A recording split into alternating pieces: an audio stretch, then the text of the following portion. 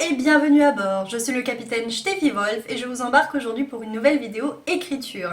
Dans cette vidéo, on va faire le bilan côté écriture de l'année 2023 qui s'est terminée il y a peu et on va parler un petit peu de mes projets pour l'année 2024 qui vient de commencer.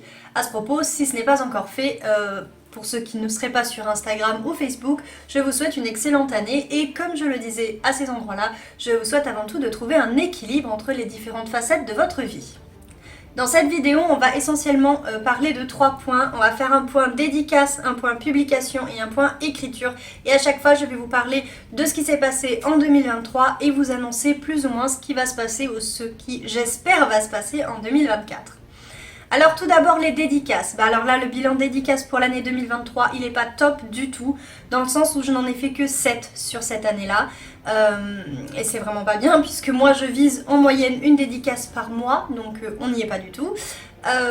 Bon, il y a 3 dédicaces que j'ai fait sur 2 jours à chaque fois donc celle-ci pourrait potentiellement compter double mais on va pas le faire et puis même là on n'arrive quand même pas à une moyenne de 1 par mois. Alors je sais pourquoi j'en ai fait si peu entre guillemets, hein, mais bon quand même, j'aimerais pour l'année prochaine, 2024, enfin cette année donc, en avoir une par mois en moyenne. Alors ça peut être plus hein, évidemment, moins je n'aimerais pas, mais bon voilà, c'est un petit peu le projet de nouveau pour 2024. Côté publication, il y a eu Anna qui est parue chez Sud-Arène Éditions en juin 2023. Anna, c'est une histoire qui va mêler, alors au niveau des genres, la fantasy, ou plutôt le fantastique, la bitlit et le steampunk, donc dans un univers où se battent plus ou moins, enfin au niveau idéologique, la science avec le steampunk et la magie avec la magie du coup, hein, tout ce qui est sorcellerie, etc. Donc dans cet univers-là, évidemment, c'est le steampunk qui gagne puisque on se déplace en aérostat, en train, en tram, etc. Donc dans tous ces véhicules à vapeur, mais bien sûr notre héroïne, elle est de l'autre côté, elle est dans la magie, puisque dès le début, elle se fait mordre par un loup et évidemment, je veux dire, nous autres lecteurs, on va de suite savoir que c'est un loup-garou, mais elle va essayer de deviner, de comprendre ce qui lui arrive et pourquoi elle se transforme et surtout comment se maîtriser. Parce que cette transformation, elle peut la maîtriser, elle n'est pas obligée de la subir telle une malédiction. Anna, c'est également un roman qui met en avant toutes ces personnes qui sont au banc de la société, donc déjà, de par sa magie, elle est mise au banc puisque c'est la science qui doit régner, la science étant abordable par tous, alors que la magie, elle, c'est seulement pour les élus, ou bien plutôt pour les maudits du coup. Mais Anna, elle est également mise au banc de la société parce qu'à la base, elle a été mariée de force, puisque son cœur allait pour une femme. Et oui, et ça, donc au XVIIIe siècle, c'est fortement proscrit, hein, évidemment. Encore aujourd'hui, malheureusement, dans certains pays, c'est pas très bien vu, quand ça devrait être la norme. Mais bon, voilà. Donc Anna, elle a plein de tares, entre guillemets, pour ce monde-là. Et il va falloir qu'elle appréhende un petit peu sa vie nouvelle, donc sa vie de jeune épousée, mais aussi sa vie de loup-garou. Et voilà. Donc je vous invite à découvrir ce roman bien évidemment si vous ne l'avez pas encore découvert. Il est disponible sur le site Sud-Arène Éditions et sur toutes les plateformes de librairie que vous pouvez trouver, mais également dans votre petite librairie, si vous y allez vous pouvez le commander. Alors côté parution c'est tout, publication je veux dire il y aurait dû y avoir une romance de Noël mais il y a eu un hic, un couac. Et donc cette romance de Noël, je l'espère fortement et normalement on est bon pour 2024. Donc évidemment elle paraîtra pour Noël 2024 ou un petit peu avant puisque c'est une romance de Noël, hein, donc voilà. J'espère aussi que en 2024 je pourrai publier autre chose mais je vais vous en parler après avoir parlé écriture. Donc en écriture en 2023, j'ai du coup écrit cette romance de Noël, je l'ai finie, je l'ai terminée je crois en janvier 2023 à peu près, pour ce qui est de ma partie, hein, bien sûr après il y a les renvois, etc., le travail avec la maison d'édition, qui n'a pas pu aboutir, hein, voilà, mais ça devrait aller. En 2023, j'ai également retrouvé le goût à l'écriture grâce à 2 choses. Tout d'abord, j'ai réussi à écrire le premier jet de la suite de mon roman Le Trésor du Peuple des Brumes, qui était mon premier roman paru chez Sud-Arène Éditions. Je vous en parlais déjà dans la précédente vidéo. Je suis parvenue donc à mettre un terme à ce premier jet Et actuellement, donc on est en 2024, je suis en train de faire la réécriture de ce premier jet, de retravailler, après avoir relu ce roman-ci, après l'avoir surligné, ah bah évidemment là vous ne le voyez pas, mais à de nombreuses reprises. Bon, on va prendre la base dès le début en fait, voilà. Voilà, à chaque fois que vous voyez un petit post-it, enfin pas c'est un post-it, mais un petit signet, c'est que j'ai surligné des choses qui sont en rapport avec le cœur du roman, le fil rouge que j'ai suivi ici, les personnages, etc. Et que je peux dérouler à nouveau dans le second opus, entre guillemets, ou plutôt la suite, ou la nouvelle aventure d'Annabelle, puisqu'on va retrouver donc dans la suite Annabelle, le capitaine Richard O'Brien, et même Bran, ainsi que Bokor. Et bien sûr, toute une myriade de nouveaux personnages. Donc ça c'est ce que j'ai écrit en 2023, la suite du trésor, et c'est ce que j'espère voir publié en 2024 le plus rapidement possible. C'est pour ça qu'il faut que je me dépêche de faire ma relecture, revisite, réécriture, enfin bref, mon retravail, mon travail sur le premier jet, et bien le reprendre parce qu'il y a eu certaines erreurs. Alors il y en a certaines que j'ai déjà corrigées, donc au niveau de la cohérence entre ce qui pourra être une première aventure, un premier tome, et puis cette suite. Donc j'espère fortement qu'elle paraîtra, alors du coup toujours chez Sudaren, en 2024. En 2023, j'ai participé au NaNoWriMo, donc pour rappel, je ai déjà fait une vidéo dessus, mais on va le rappeler. Le NaNoWriMo, c'est National Novel Writing Month, donc en un mois, celui de novembre, on doit écrire un roman de 50 000 mots, ou bien on doit écrire juste 50 000 mots.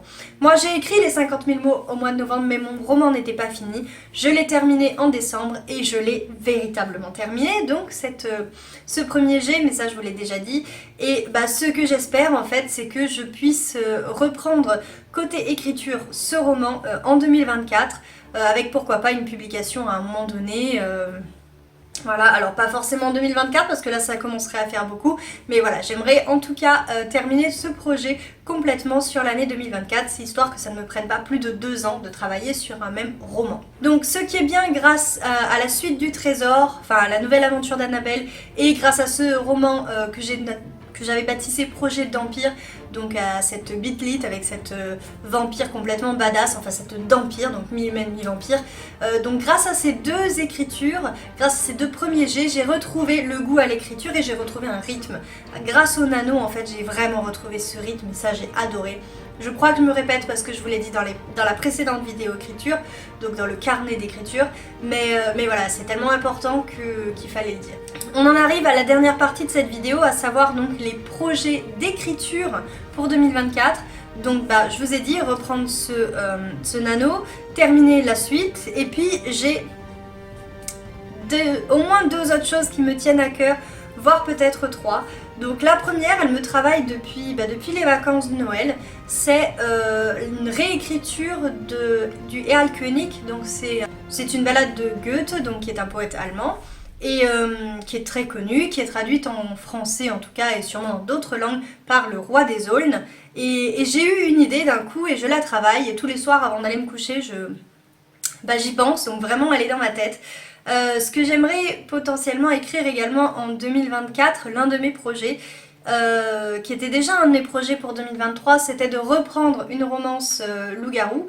Donc, parce qu'avec Anna, on a de la romance, on a du loup-garou, mais pas comme je l'avais fait, pas comme j'aimerais le faire. Là, avec cette romance-ci, j'aimerais vous amener à Vienne, en Autriche, qui est un pays que j'aime beaucoup, une ville que j'avais adorée. Et puis le loup-garou, il n'y a pas à dire, c'est quelque chose quand même qui me tient énormément à cœur. Et cette romance, pourquoi pas la reprendre.